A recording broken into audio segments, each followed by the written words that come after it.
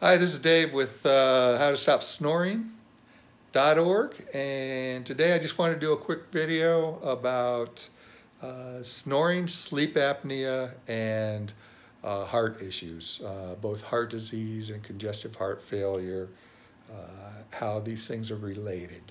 A lot of people don't realize just how important sleep is for your heart health. And we're starting to understand, or at least be more aware of how bad snoring is in and of itself. Now, sleep apnea is a serious medical problem that you need to get taken care of immediately if you do have sleep apnea. But today we're going to talk about snoring and sleep apnea's effect on the cardiovascular health of anybody, really. So basically, the heart disease and congestive heart failure are two different things, but they can be related. Heart disease is normally caused from narrowing of the arteries to, from, and in the heart. And that's normally from plaque buildup. Everybody's heard of cholesterol by now.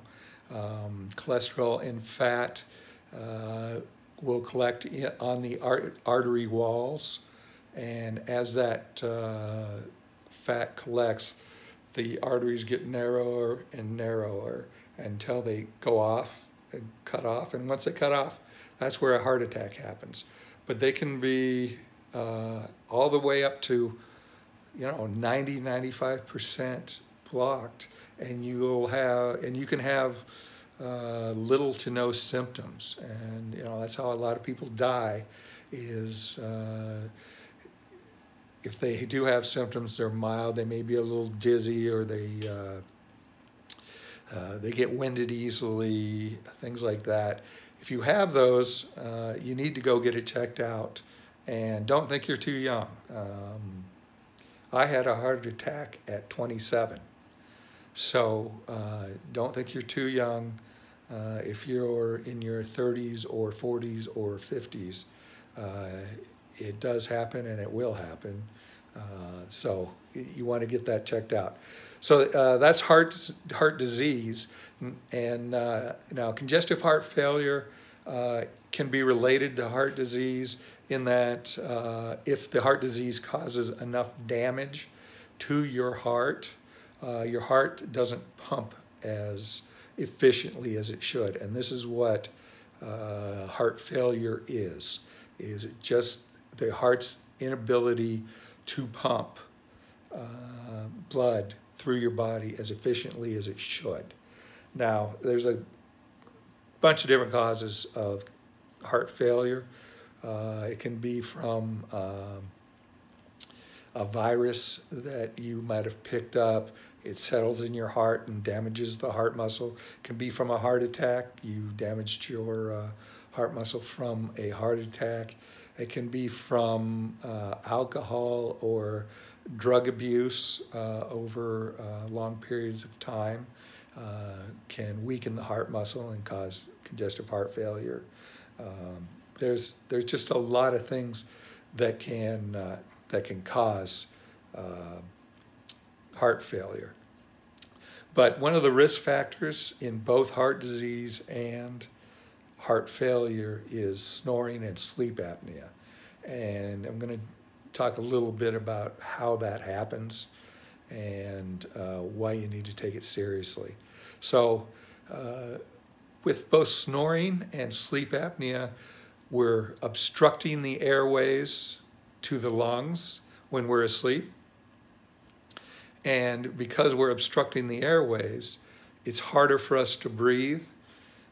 We have to, with snoring, it makes that snoring sound that everybody's aware of, and we're having to pull the air in using much more effort. With sleep apnea, it actually cuts the air off completely, so that what happens is you end up gasping or having a great big snore, waking yourself up, and inhaling the oxygen. But both of these things lower blood oxygen levels, so we're not getting the oxygen that we need to our bodies, to our brains, and the rest of our bodies.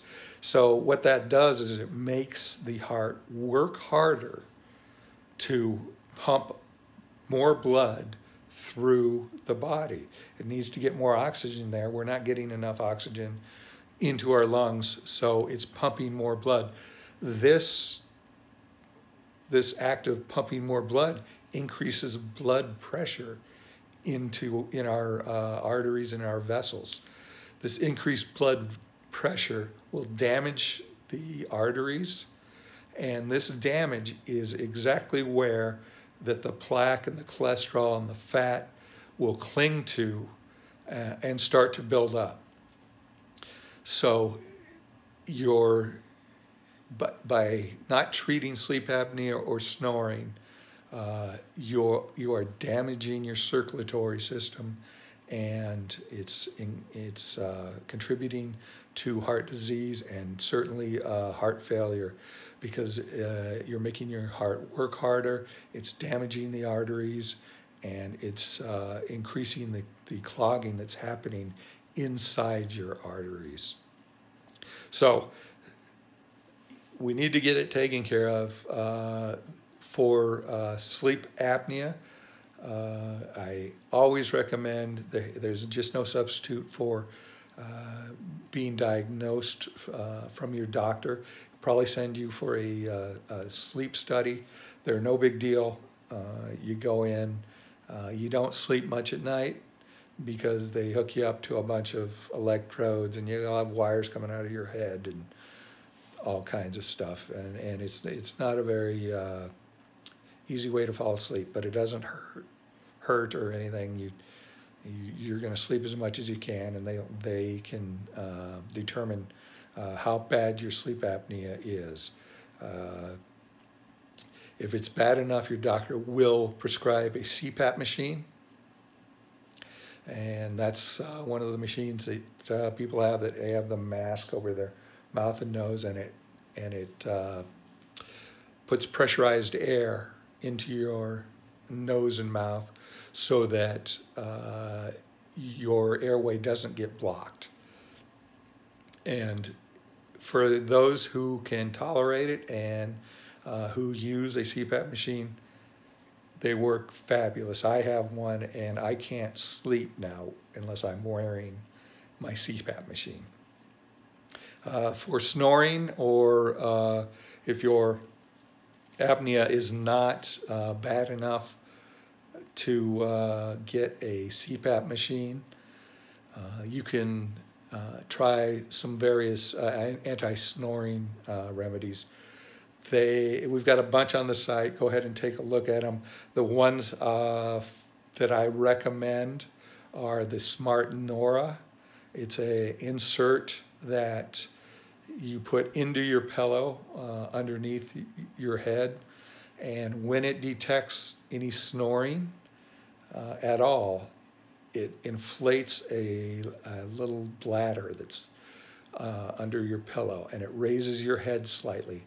Now, this raising of your head changes the position of your throat, and it should stop the snoring or help with the blockage in your throat. Now, the other thing I recommend is a mouth guard, and I think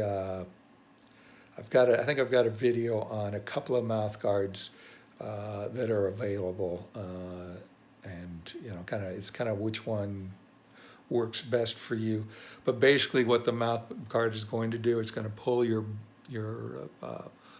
bottom jaw forward, and that's going to open up the airways in your throat so that you're not blocking the airways.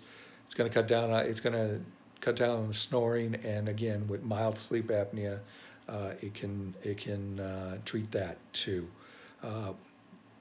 Both those things. A lot of times, people need more than one one option. There's also a nose spray that you put in your nose, and it actually lubricates the back of your throat. It works very well for snoring too. It's called Z-Snore. You can look on the site again, and again, there should be a review of that product. But we want to do everything we can to make the airways as open as possible while we're sleeping, so that it doesn't affect the heart and make any heart failure we have worse, or any heart disease, any narrowing of the arteries worse. So just these simple tips, these simple things you can do can actually increase your health and even your lifespan a lot. It's important to take sleep hygiene seriously. It's one of the most important aspects of your health, and it affects way more than people think. There's a whole new theory on weight loss and sleep. People who have interrupted sleep or snoring or sleep apnea are more prone to be heavier. And again, that doesn't help with the heart disease or the congestive heart failure.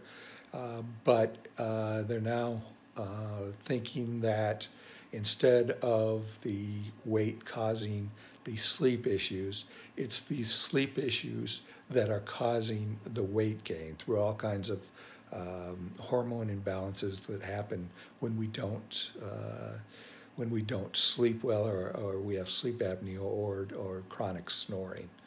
So just be aware.